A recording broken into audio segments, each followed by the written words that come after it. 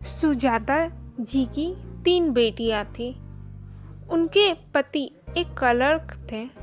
पहले जुड़वा बेटियां और फिर बेटे की चाह में एक और बेटी। तीनों बेटियां बहुत सुंदर सुशील थी। सरकारी स्कूल में तीनों की पढ़ाई हुई।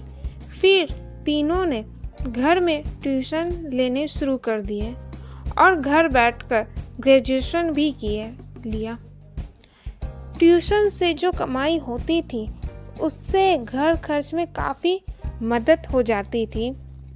सुजाता जी की बड़ी बेटी अनीता के लिए एक उनकी पड़ोसी ने एक रिश्ता बताया।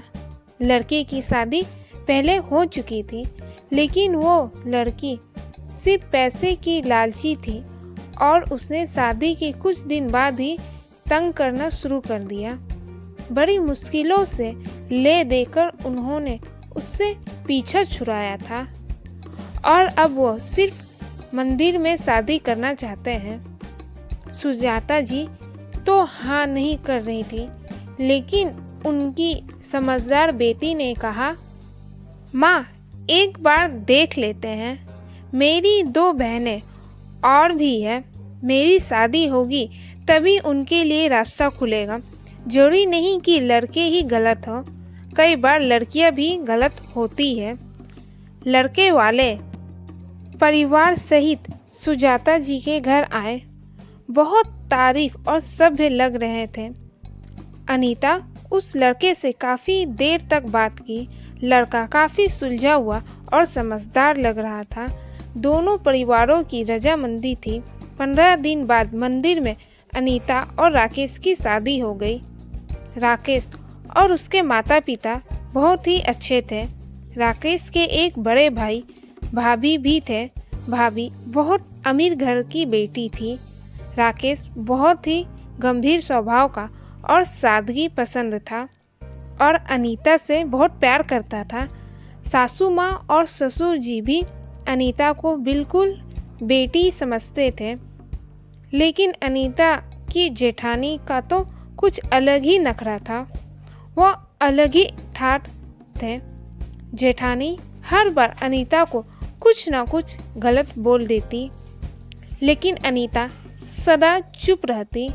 लेकिन एक दिन जेठानी की सहेलियां घर आई तो अनीता को देखकर बोली, कैसी देवरानी है तुम्हारी, ना कोई स्टैंडर्ड है ना कोई तौर तरीके।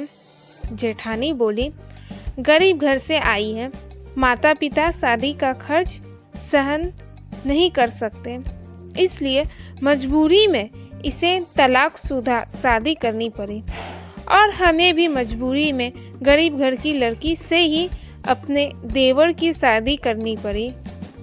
जेठानी की बात सुनकर अनीता बोली, भाभी हमें कोई मजबूरी नहीं थी।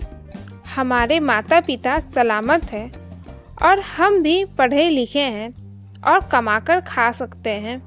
हमें तो राकेश जी सुलझे हुए और समझदार लगे, इसलिए हमने हाँ कहा। राकेश सच्चाई और शराफत से ही प्रभावित होकर हमने उनकी आंखों में सच्चाई और प्यार देखा तो हाँ कर दी, क्योंकि हमें सिर्फ पति का प्यार चाहिए, ना तो हमारी कोई ज़्यादा इच्छाएं हैं ना शौक। बस राकेश जी की बातें हमारे दिल को छू गई, इसलिए हमने ये रिश्ता जोड़ा और इसे हम किसी मजबूरी से नहीं, दिल से और खुशी से निभाएंगे। ये दिल के नाते हैं और दिलों से निभाए जाते हैं। जेठानी और उसकी सहेलियां चुप हो गई, लेकिन पीछे खड़ी सासू माँ बड़े प्यार और गर्व से अपने बहू को निहार रही थी।